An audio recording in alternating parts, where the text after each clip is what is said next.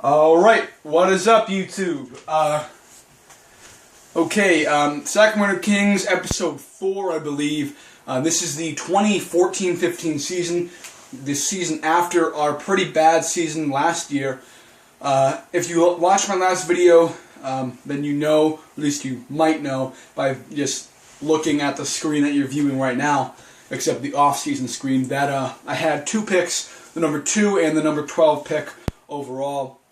Those are just percentages. They do count down. They do a countdown from the top, I believe, 14 teams. They just do a countdown, and you have a percentage at getting into the top 3 or into the number 1. But they give you percentages for just the number 1 in this game. They don't do percentages for getting into the lottery. They just give you percentages for getting into the first pick. So I had the number 2 pick, which stayed the number 2 pick. It didn't move. And I also had the number 12 pick, which stayed the number 12 pick. It did not move. So the number 2 pick was the Celtics pick that they didn't really have a problem with giving up. So if you haven't watched my other videos, then I would advise checking those out so you'll know what trades went down, if you think they were good, if you think they were bad. Obviously, we're 4th overall from being, I believe, 18th overall last year, and we're only negative $64,000 into the cap space. So it's not like I made, I was spending big or anything. I kept pretty much everybody on the team except for Ramon Sessions. He didn't want to come back on the team, and obviously the guys that I said I was going to let go, like Brandon Davies, Henry Sims, Aaron Gray, Royce White, all those guys, I let them go, and it wasn't really a big deal to let them go. Anyways, though, I'll tell you my free agent signings and my draft picks.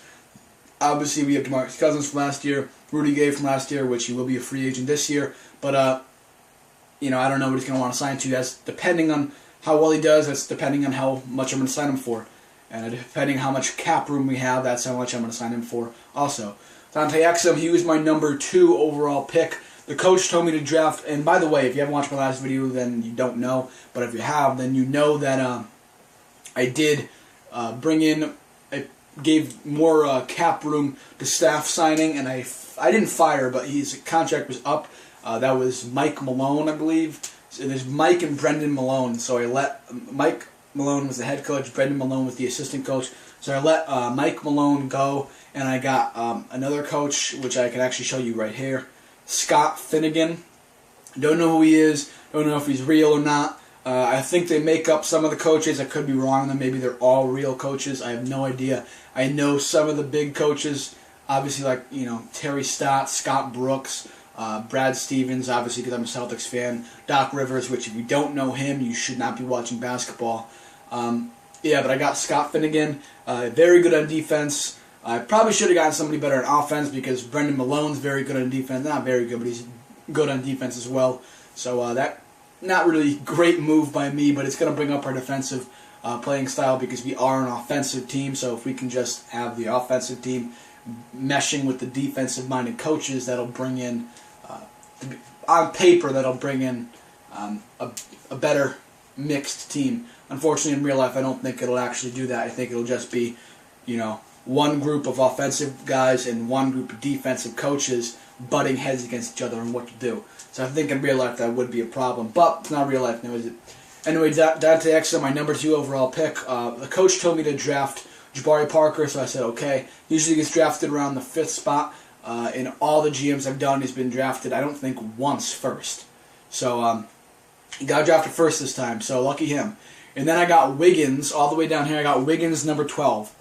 Don't tell me how 2K, sorts out who's making what. Apparently they think that we've never heard of any of these players. Like, apparently 2K thinks that the draft class is like a mysterious draft class, that no NBA scouts or anybody has ever heard of any of these players, and you have to scout them to find out how good they are. You can go up and read on Bleacher Report and find out who's good and who's not. So to be honest with you, that's a little bit of bull, 2K. The good players should be getting drafted 1, 2, and 3. And obviously, they should go from the good down. Maybe not in a consecutive order of, the best and the second best, third best, and so on. But maybe like the top one, and then the top one for the team's needs, for the next team. Maybe they don't need a center, so they're not going to draft Joel Embiid. Maybe they need a shooting guard, so they're going to draft Andrew Wiggins. Maybe he's not even a shooting guard, but he's a small forward. I guess he's a small forward shooting guard in this game. He's actually, I think, a small forward power forward though. Not positive on that though. Don't quote me. Anyways, Jay Selly, he's same from last year. He got a little bit better. Lewis Williams had a phenomenal year last year, so I kept him. Ben McLemore, I kept him. He had a very bad year last year, but I want to see how he's going to do. If he does well, he stays. If he does bad, he leaves. If he does decent, he stays as well, because he's just going to be a rotation player if he does decently. Orlando Johnson, he got much better, so I'm happy with that. Derek Williams, he did get a little bit better, so he's, I wouldn't say worth the money now, but he's worth the money more so than he was last year, so we will see where that goes. C.J. Wilcox, I drafted him with the number 1 overall second round pick. I traded my number 12 and my number 12 second round pick, and my 2015 second round pick to the Utah Jazz for the number 1 second round pick. So 31st pick overall. So I'm happy that I got him. He's just a sharpshooter from 3-point. That's probably all I'm going to use him for, being a sharpshooter from 3-point. My problem is, though, I did not realize I have 4 shooting guards.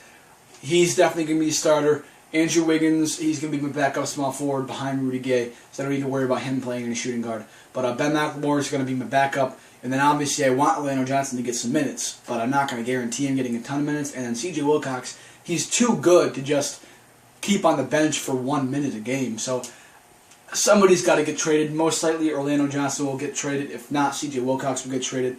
And maybe Ben McLemore, and actually wait a couple, maybe like 2 weeks or so, see how Ben McLemore's doing. If Ben McLemore is not panning out, I'll trade Ben McLemore, and I'll just keep these 2 other guys. So that'll work out. The owner wanted me to trade Ben McLemore, so we'll see how that goes. Other than that, though, that's kind of just the gist of the team. We didn't really make any free agent splashes other than Jermaine O'Neal up here. I don't think I talked about him because I was going down the list and I stopped at C.J. Wilcox.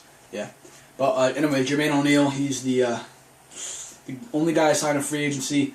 I wanted a center with a little bit of post defense. He was the only center who had pretty good post defense, so I got him. Jared Sullinger is going to be my starting power forward. So, I mean, you could do what you want. You could start Jared Sullinger at center if you want. But to be honest, I don't care how athletic he is, how good he is. I am a Jared Sullinger fan. Not a fan of Jared Sullinger. I'm a fan of the Celtics. He's on the Celtics. I'm a fan of Jared Sullinger. But he's 6'9", and it showed this year that even playing center, even for as athletic as he is and as good as he is, he still does struggle. More defensively so than offensively so, but he still does struggle against the 7-footers. So that is a problem. So I personally wouldn't start him at center, even back him up at center. I'd start him at power forward. So that's the look of the team. Other player roles I already switched them this year. We have no stars. I honestly kind of have a thing that I personally do. I don't make you a star unless you're over 90, unless you're 90 or more overall. That's just my thing. I just think it's kind of like the right thing to do. Anyways, though, our projected profit is, if you didn't see it right there, it's $11 million. Oh, and by the way, we are 4th overall. I know I'm kind of throwing these things out there randomly, but we are 4th overall. If you didn't realize that, or if I didn't say it, I'm not positive on that, but we are projected to make $11 million. We are a much better team this year, so making money is not going to be that big of a concern for me. Getting them in the door, yes, but to an extent. I'm going to make the tickets $40, and I'll move everything up just a little bit. Let's make the ice cream like $3. I want everybody to be maintaining good health. I don't want them getting fat. We can make soda $3.50 though. $3.55, sure. So that'll make them buy more things once they get in the door. They might see that, because obviously we're a good team, so they're going to be interested. They're going to come to the stadium, and they're going to buy more things if the prices are cheaper. Last year we were bad, so we got them in the door. And obviously, if you're hungry, you're going to buy something. So it's kind of like the exact opposite of what we did last year. Last year we did lower ticket prices, higher concession prices. This year we're doing higher ticket prices, lower concession prices. Just because there will be more people in there, so it'll be we won't have to worry as much about how many people buy things. Just in general, people will buy it, will make a profit. So that's going to be it for this video. If you haven't watched the last 3 videos, well, it's kind of late at this point because you've already found out everything that's gone on up to this point. Just about. If you obviously, this is a how-to tutorial, so this is I'm giving you tips here. If I talk a lot, I'm sorry, but I'm giving you tips, many tips as I possibly can. I'm telling you what you really should do. I know a lot about basketball. I take tips and debates and whatever from experts on Bleacher Report. Yeah, I'm that guy.